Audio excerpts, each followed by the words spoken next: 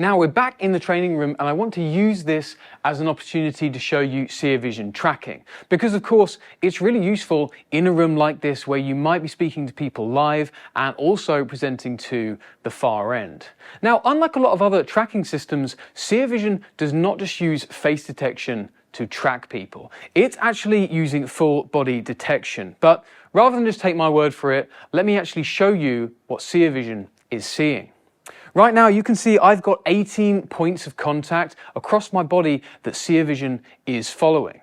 Okay, now this means that it's actually building a representation of me as a presenter in the system, and it's not just relying on the face. So now I can turn around, I could completely hide my face, maybe wear a mask or something like that. Seervision does not lose the presenter, and even in situations like this where I'm actually occluded by furniture in the room, Seervision just continues to work really, really nicely.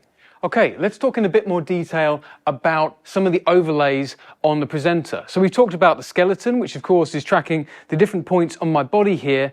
And I've also got a bounding box around me, which you can see shows the size of me on the screen. And then I've also got a couple of numbers here up in the corner. Now, one of these says 0.94, 0.93, that kind of thing. It's changing quite a lot, but that is the percentage likelihood that I'm a human being, according to Seervision.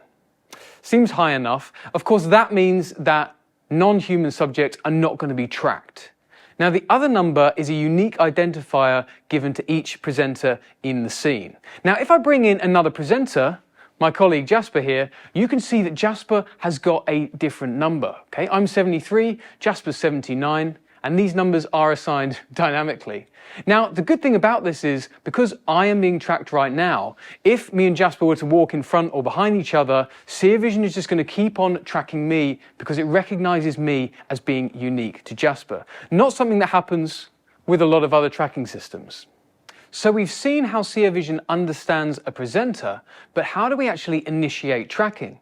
Right now, the camera is just in a stationary view. I'm moving around. Clearly, Seervision is detecting me, no problem, but we're not actually tracking just yet. That is where trigger zones come in. And you can see right now we have a green zone over here and a purple zone over here. What a trigger zone is typically used for is to start tracking. So I'm going to walk into a zone right now. Let's go over to here and we can see that this zone has been set up to actually recall a kind of half body shot. Now, as I move around, I might go over to this zone instead, and this zone has been set to change that to a full body shot. So you can see that depending on what zone you go in, you can start tracking, but you can also change the type of tracking which is being performed. Well, it's all saved in something called a container, which contains the parameters of the tracking, and different containers can be assigned to different trigger zones. For example, if I step into the green zone once again, you can see it's recalled a container called medium shot. And Seervision is now framing me to match the stick person that you can see on the container. Of course, you can adjust the size and the position of the stick person to create different types of tracking. But if I move over to the pink zone, we'll see that it's going to recall a very specific type of container, a full body shot where I'm framed on the right-hand side of the screen. And now, as I move around, Seervision is still going to keep me tracked, but it's going to bring me back to the position set by the container. But how do we stop tracking? Well, that's done using something called the tracking zone, which tells the system when a presenter who is being tracked leaves. So you can see right now, we have a light grey area left to right across this whole presentation area. That's the tracking zone. And when we leave that zone, once tracking is happening, it will go back to the home position.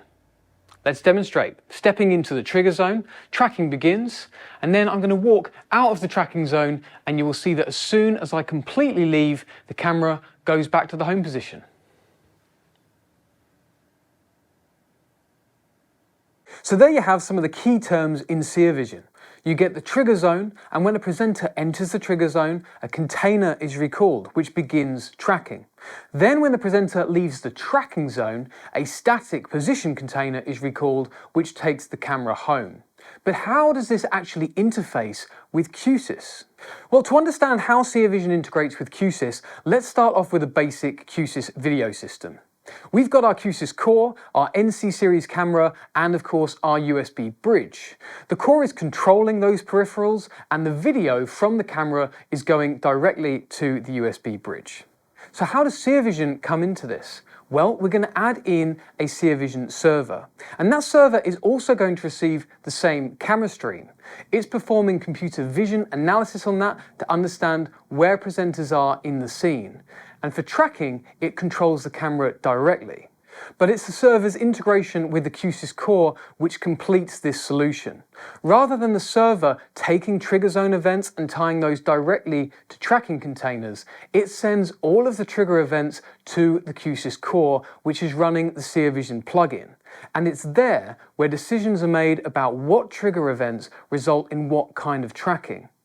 Of course, what we've talked about so far is only for basic presenter tracking, but throughout this training, you're going to learn how to really finesse that tracking and then start to build upon it, adding multiple cameras and also working with multiple presenters. In the next section, we're going to have a look at the Seervision hardware and software before we integrate it with Q-SYS. I'll see you there.